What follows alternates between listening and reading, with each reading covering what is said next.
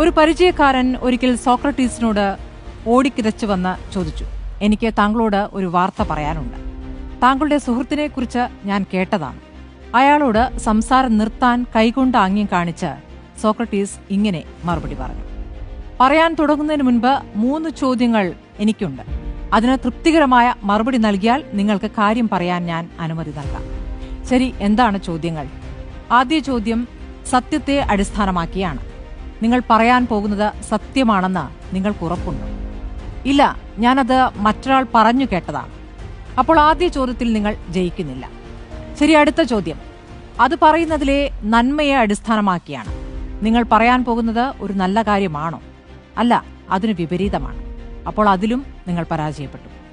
എങ്കിലും സാരമില്ല, മൂന്നാമത്തേതിൽ വിജയിച്ചാൽ നിങ്ങൾക്കതെന്നോട് പറയാം. മൂന്നാമത്തെ എന്റെ ചോദ്യം ഇതാണ്: നിങ്ങൾ പറയാൻ പോകുന്ന കാര്യം കൊണ്ട് എനിക്കോ നിങ്ങൾക്കോ മറ്റുള്ളവർക്കോ എന്തെങ്കിലും ഗുണമോ ഉപയോഗമോ ഉണ്ടാകുന്നുണ്ടോ? ഇല്ല, അത് വെറുതെ പറയാനുള്ള ഒരു കാര്യമാണ്. എങ്കിൽ പറയണമെന്നില്ല.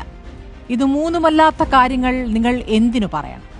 ഇന്നത്തെ ലോകത്തിൽ വളരെ പ്രസക്തമായ ഒരു ചിന്തയാണ് ഈ 3 ചോദ്യങ്ങൾ. ആർക്കും പ്രയോജനമില്ലാത്ത, മറ്റുള്ളവരെ ദ്രോഹിക്കുന്ന സംഭാഷണങ്ങൾ ഒഴിവാക്കുക. നമ്മുടെ സംഭാഷണങ്ങൾ ഉപയോഗപ്രദം